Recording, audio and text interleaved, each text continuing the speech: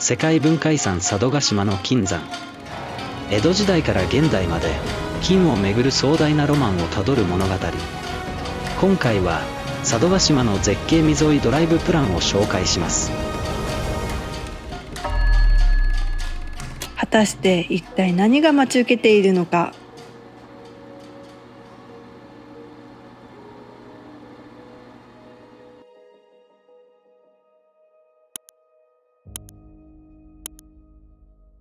東京駅から上越新幹線とき321号に乗って新潟県に向かいます。自然が豊かで山、海、田園など日本の原風景を凝縮した景観が広がることからリトル日本海とも呼ばれる佐渡。2024年に世界文化遺産に登録された佐渡金山をはじめとする歴史ロマンあふれる旅にご案内します。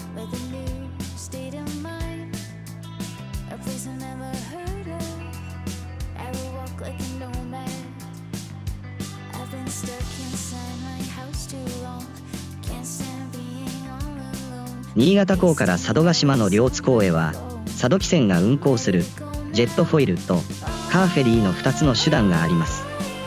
佐渡汽船のジェットフォイルやフェリーが運航しています。ジェットフォイル約65分7060円で向かいます。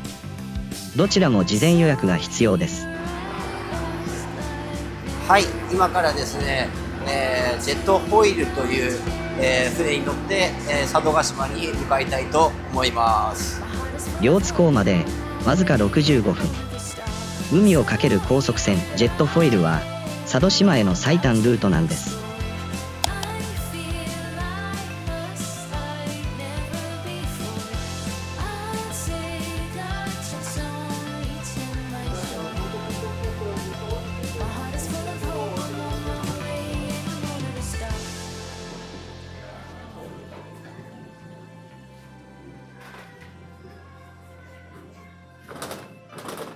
まず両津港でレンタカーを借ります。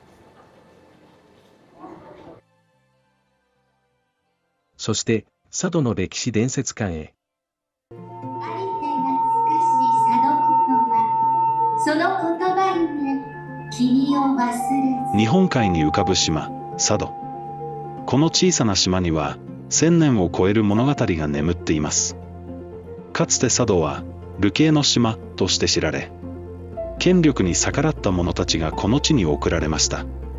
順徳天皇、日蓮聖人、そして能の創始者世阿弥。彼らは過酷な運命の中で佐渡に文化の種をまいたのです。そして江戸時代、佐渡は黄金の島へと姿を変えます。佐渡金山、日本最大級の参勤地。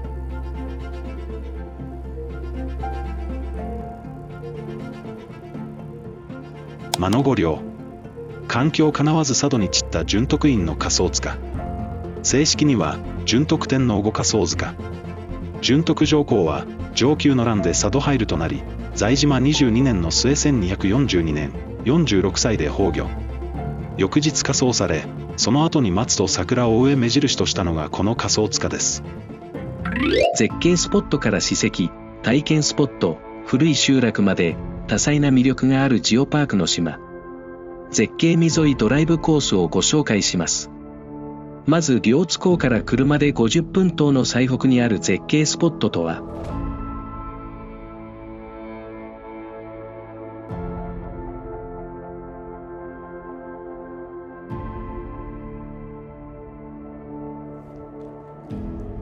はい、大野亀。大野亀にやってきました。日本海に突出する大野亀の標高は167メートル、亀の形をした大きな一枚岩です。ミシュラン観光版ミシュラングリーンガイドジャポンで2つ星を獲得しました。まだ6月ぐらいにですね、綺麗な黄色い花が咲きます。こんな感じです。大野亀では飛島甘草の日本一の大群落が見られます。見頃は5月下旬から6月上旬。佐渡甘草祭りでは大野亀を舞台に伝統芸能を堪能できます。一面に広がる黄色い絨毯は圧巻です。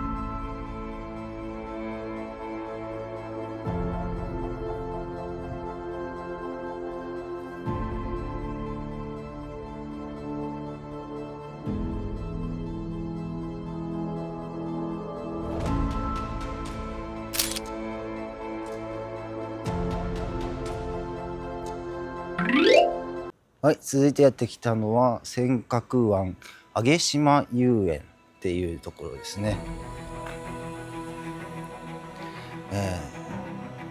佐渡島の相川というところの、絶景を見れるという、はい、ラーメンとかありますけども、展望台は中かな。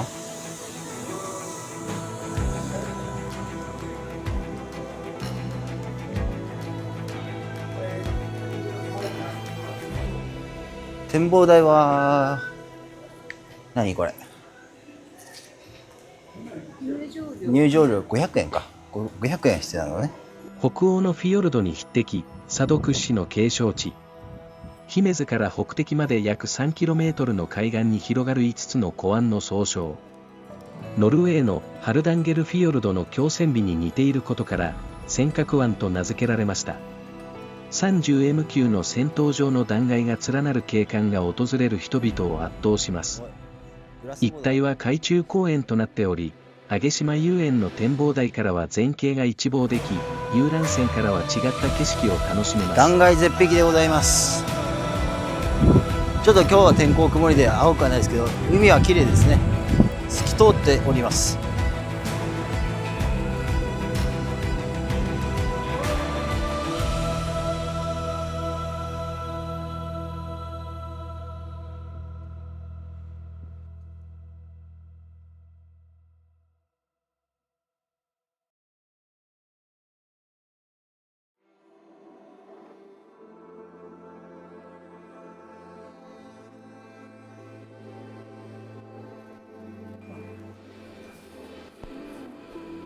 北沢浮遊船工場。近代遺産の象徴、東洋一の浮遊船工場。相川の北沢地区には発電所やシックナーなど鉱山の近代化に貢献した施設軍国の史跡が密集しています。もともとは銅の製造過程で行われていた技術であった浮遊船工法を金銀の採取に応用し、日本で初めて実用化に成功したものです。戦時下の大増産計画によって大規模な設備投資がされ、1ヶ月で5万トン以上の鉱石を処理できることから東洋一と謳われました。すごいね。観光シーズンにはライトアップも実施中。佐渡金銀山の国史跡、北沢浮遊船工場跡で夜間のライトアップが始まった。世界文化遺産佐渡島の金山へ誘う遺構が色とりどりに輝く神秘的な姿を見せている。点灯は午後7時から10時まで、近辺のホテルでは宿泊者限定で無料送迎夜間バスが運行しています。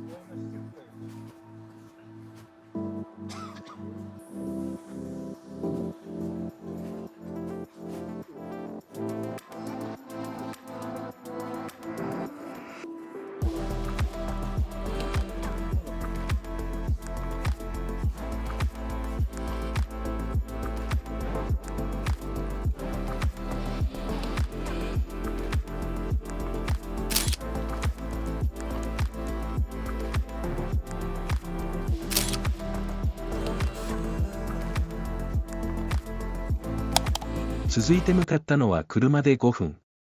史跡佐渡金山。日本最大の金山が見せる壮大な歴史ロマンに早速潜入してみましょう。佐渡金銀山400年の歴史を伝える史跡。江戸金山絵巻集太夫コーコースでは、人形を使って当時の採掘作業を忠実に再現。明治間栄光山道友好コースには、明治期以降の近代化産業遺産群が残ります。私が選んだのは同友好明治間栄鉱山コース。国重要文化財国史跡道遊港は明治32万1899年に開削され、佐渡金山の近代化に大きく貢献した機械掘り坑道です。坑道を含めトロッコ、機械工場、荒裁場など多くの設備が創業当時の姿のままで残されています。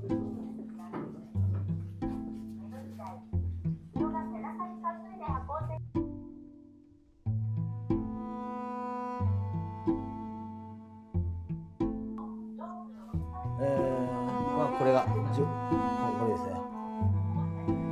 これ煙穴。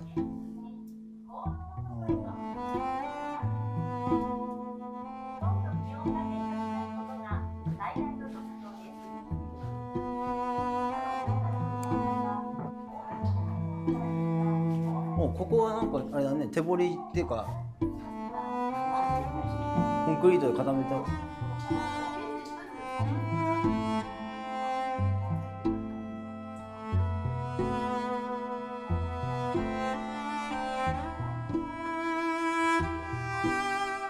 Uの割子直下の採掘跡とは、佐渡金山にある代表的な露頭地表に現れた金鉱脈の採掘跡の一つで、割子と呼ばれる V 字型に裂けたような山の割れ目の下にある、かつての金の掘削現場を指します。また、このコースは、道遊の割子直下の採掘跡、道遊の割戸を間近に見るポイント。高遠公園からの道遊の割戸の絶景ポイントと、佐渡金山のシンボルである道遊の割戸を存分に堪能することができます。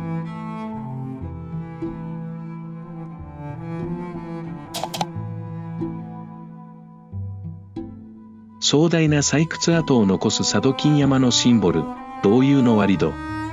佐渡金銀山の中でも開発初期の採掘地とされる江戸時代の露天掘り跡。巨大な金脈を掘り進むうちに山が V 字に割れたような姿になっています。山頂部の割れ目は幅約30メートル、深さ約74メートルにも達します。道遊脈と呼ばれる脈幅約10メートルの有料鉱脈を有しており、明治以降も割戸の下部で大規模な開発が行われました。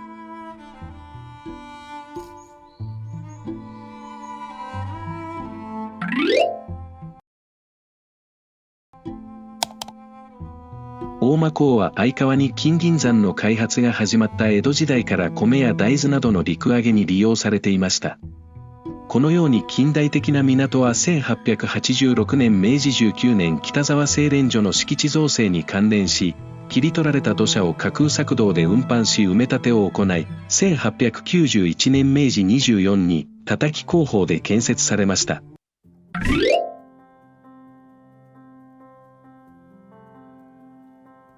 少し寂しそうに立っている、懐かしいような雰囲気を出している瀬合バス停は、まるで青春映画に出てきそうなシーンを切り取ることができます。背景に青い海と空が広がるので、魅力的なコントラストを作っています。人気のフォトスポットです。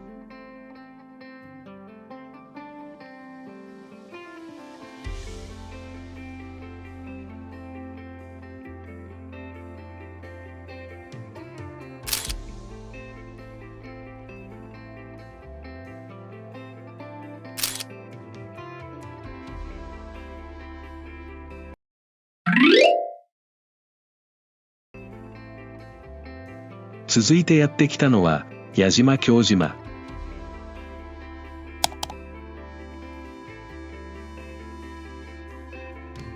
穏やかな入り江に浮かぶ2つの島。矢島は良質の矢竹の産地で、平家物語で源頼政がヌエ退治に使った矢も矢島産と言われています。京島は日蓮の方面上を携えた皇帝の日老が嵐に遭い漂着。渡京して一夜を明かしたことから命名されました。2つの島を赤い太鼓橋がつなぐ美しい景色の中で、たらい船の乗船体験ができます。屋島たらい船乗り場にやってきました。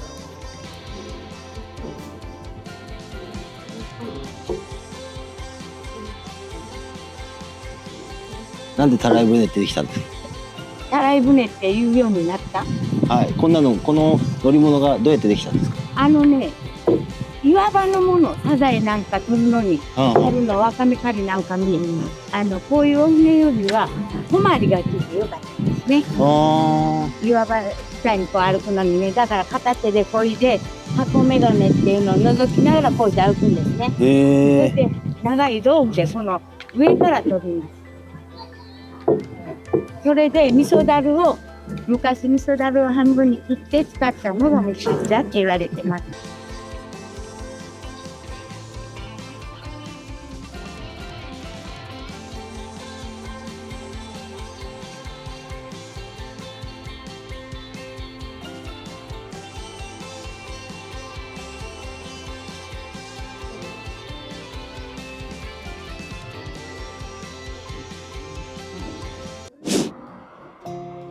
宿根木集落。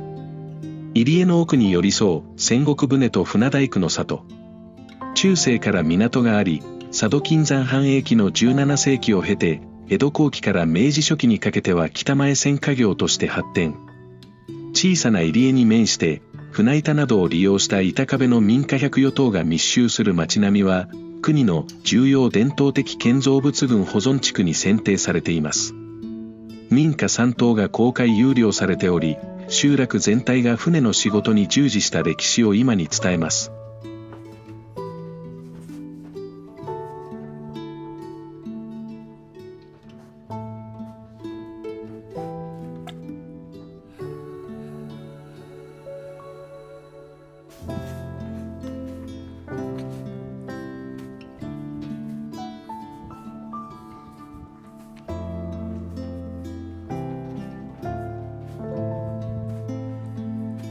すごいね、木造の建物が。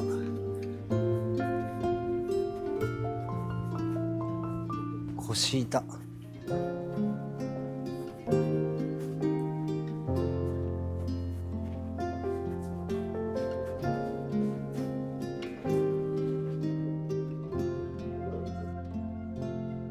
2014年 JR 東日本のポスターや CM で一躍有名になった佐渡島宿根木。JR 大人の休日クラブの CM キャンペーンで、この町を散策する女優吉永小百合さんが三角家の前で立ち止まったポスター。至る所にこのシーンのポスターが貼られるようになったことがきっかけで、旅行者の多く、特に女性は吉永小百合さんと同じポーズで、この三角家の前で写真を撮ることが定番となりました。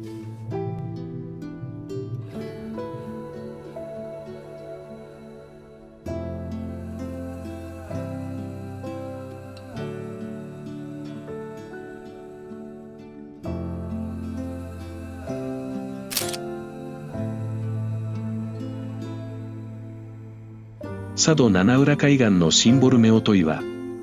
古事記の国生神話に由来するとされる大きな2つの岩。向かって右が夫の岩で高さ 22.6 メートル、左側が妻の岩で高さが 23.1 メートル。七浦海岸の波を受けて寄り添うように立ち、縁結びのご利益も期待されます。国生神話の伝説として佐渡に伝わる猫岩、ホカケ岩など周辺には岩礁が散在し、自然の造形美を楽しむことができます。両津港から車で20分。時の森公園。トキに会える観光スポット。トキに関する施設が点在します。トキ資料展示館には、保護増殖、野生復帰などの資料を多数展示。トキふれあいプラザは、ケージ内で飼育されているトキを間近に見ることができる人気スポット。日本の国内産トキは2003年に絶滅した。しかし中国から提供を受けた親鳥から繁殖と放鳥を繰り返し、現在、推定約480羽のトキが佐渡にいます。トキを絶滅に追いやった農業の近代化とは逆コースをたどり、農薬や化学肥料を抑制してトキに餌場となる田んぼを提供してきた自然再生の取り組みが、佐渡モデルとして注目されている。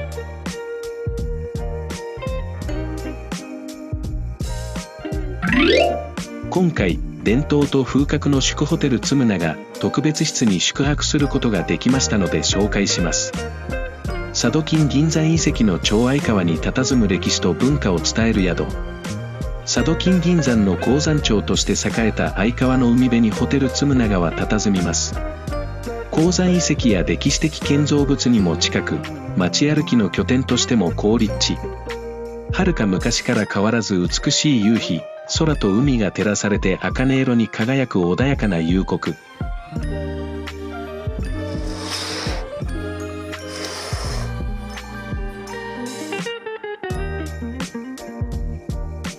オーシャンビュー。もう家だね、もうね、これね。これ